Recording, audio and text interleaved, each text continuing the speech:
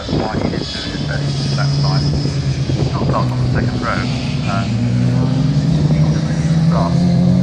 In fact, Kane Aston is not there. Not there. Coach is coming past me now. No, he's absent. So Sam Summerhays is there, but there's no Kane Aston. So the valve problem has not been sorted. And already those two having pulled away quite substantively so. Second place, Sam Summerhays in third place. Rob Howard is up into fourth place at the moment, with James Coulson there in fifth place. Niven Burge sixth, then it's Michael Green, Gary Warburton and Jim Burrows. So they're all heading down through the bottom section of the circuit. So through Shell Oil's corner, round through the left, right and left flick of Britons, and here they come over Hilltop, and as they reappear back into view, it looks as though we've had a shuffle in the order, because it's Shane Deegan now that has taken up the lead of the race at the expense of Rupert Deep, who's dropped down into second position. Rob Howard is now up into third place. It's been a very good first lap for car number 72, Rob Howard. He's got a bit of work to do though to catch the leading pair, and he's just undone some of that hard work by running a little bit wide through his lock, which has now dropped him back into the clutches of James Coulson, who's running in fourth position. Through in second place comes 47 James Coulson, with right behind him number 85 Sam Summerhays. Behind him Niven Burge is fourth. Rupert Deeth has rejoined fifth. Sixth is Michael Green from the back of the grid. Seventh is number 49 Gary Warburton. In eighth place is 72. The star of part of the first lap, Robert Howard, and last of all, Jim Burrows, number 797, is in ninth place. Right, so they're all still running. It's come undone for Rob Howard then, hasn't it? Absolutely. First half part of the lap, he was third as he passed me. That's right. Rupert Deeth is well ahead of him, and he personally put Robert Howard off his stroke because Rupert Deeth went sliding. It was a classic throw. Here he comes. His lead was 5.56 seconds at the end of the first lap. Which is very unmedia-like, isn't it? Yeah. So, and only now do squabble for second, third and fourth all appear into view, and it's still very close actually for second, third and fourth place. James Coulson and Sam Summerhays absolutely side by side. But they're in what is fourth as Sam Summerhays bounces over the curves on the first right-hand element of his lock. So Shane Deegan may well be leading, but we've certainly got a race on for second, third and fourth. And if they start to squabble, I wouldn't rule out that the red car of But the lead that Shane Deegan has is 7 seconds. And interestingly, Rupert Deeth actually has just done the fastest lap of the race. That's the first flying lap. He had two cars to get past as well between myself and yourself. So yeah, up to second place he goes. Sam Summerhays now in third, ahead of James Coulson in fourth place. The red car is going to be Niven Burge, who sits there in fifth position. Michael Green, nice to see Michael going well. He clearly was running something in this morning, wasn't he? Because his lap time wasn't at all representative of what he or car can do. So nice to see that light green and yellow kind of hands of Michael Green. Again, a long time through from the race meeting with mechanical issues. So having his third race of the season. Here comes our race leader, Shane Deegan, with this very handsome advantage that he's built up in the early stages. But it does look as though Rupert Deeth is charging this time. Relative to the eye, the gap has come down between first and second. So there goes Shane Deegan past me now. And here comes Rupert Deeth, now in second place, closing the gap, but bringing with him both Sam Summerhays, James Coulson and Niven Burge as well.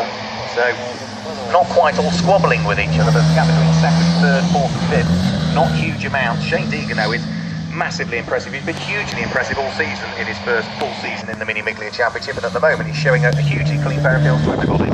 I assume your rain has stopped, has it? It has now, yeah. It never got here, so it's going to stay over Nickerbrook.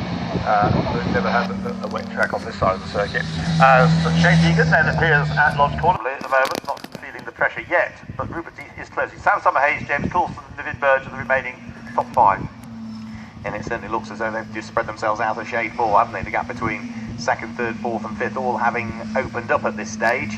And right, the rain's beginning to come back again. Yeah. Disappear out of my view, and it won't be that much longer before into my view. Over Hilltop comes our race leader Shane Deegan, say double win at Castle Combe, won one of the two races at Brands Hatch when they supported the British GT Championship there, won both of the races at Cadwell Park, did the double at Donington Park, and won one of the two races at the Mini Festival South last time out at Brands on the Indy circuit. So Deegan throws the car in towards his loft chicane, still in the lead of the race. Still, for my money, the gap between himself and Rupert Deeth coming down. So perhaps Deeth adapting to these slightly changeable, slightly damper conditions better, the former champion, than the race leader.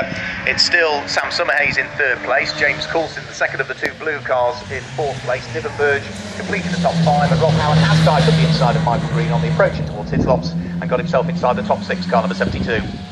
Yeah, Rupert Deeth, of course, hasn't won a race this year. He's second umpteen time, but gets a win.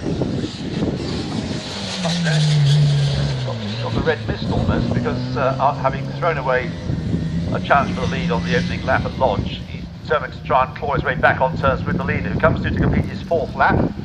Shane Deegan has to get set. He gets a bit close now, but he got Rupert Dean in second place. So Rupert Dean comes in second, and the lap times are this time very similar. Shane Deegan slightly slower, but the gap has gone therefore by a tenth of a second, 4.26 seconds it is now. Summerhays, Coulson and Burge are the next three through in that order as they were before. Yeah, 8 minutes in, aren't we, with Shane Deegan having a sizable advantage. You can just control the pace from the front now, and I'm sure if he sees that Rupert Dean is closing the gap, he'll just increase that pace a shade more. Sam Summerhays in third place, equally as much a long way adrift of Rupert Dean, and not particularly under pressure from James Coulson. Not at this stage at least. Here comes Shane Deegan back over Hilltop. Let's have a quick look at the gap. Yeah, the gap between himself and Rupert Dean, I think he's gone back out a shade more on this lap, so Shane Deegan for the first time in a few laps, maybe lapping quicker now. But Rupert Dean's very sideways, coming in towards Hislop's the tail end of the car, almost losing adhesion. He gathered it up as the car just slid its way sideways, so Dean pushing hard in second place. He's certainly quicker than the cars behind. Whether it's quicker than the race leader as they head towards the conclusion of this lap, only you'll be able to tell when they head over the start-finish line, but Rupert Dean is certainly pulling away from Sam Summerhays and James Coulson. The two of cars are still occupied third and fourth positions. Okay, with the light drizzle leading to four here. Waiting for the leader to appear at Lodge for the fifth time. Here he is. And we're in second place. That's quite a long pause. There he is. I totally agree with you, Mark, that the gap's going up a lot. So through goes Shane Deegan. Second Rupert Dean over the line now. You say drizzle, it's more rain now here. Yeah, and the gap's gone up. What was I giving you? 4.2, but it's gone up by 2 seconds to 6.2 seconds. And yes, the difference in that time, well, tells you that really. It's a second. Shane Deegan doing a 2 minutes 2.007 on that last lap, and Rupert Dean 2 minutes 3.945. So 2 seconds. 2 seconds. You can see the rain really beginning to blow in down at this part of the circuit now. It's going to make things very, very treacherous indeed. We did have Gary Warburton make a mistake coming in towards his lot, so he had to head on the old part of where slick tyres are not what you need at all. But Shane Deegan is going to have to push on. We have we're into the 11th minute of the race now. Shane Deegan looking to try and put down victory number 9. If he can do so, it will be one of his hardest earning. Appears to have stopped again almost. Yeah, forget the safety car. This is not because the car's off. Forget the safety car, and just because of the start of the course section of the track surface. Tricky because cars on slick tyres. Well, that sort of undoes a lot of the good work of Shane Deegan, doesn't it? It does. This is number 32, Rob Howard. But certainly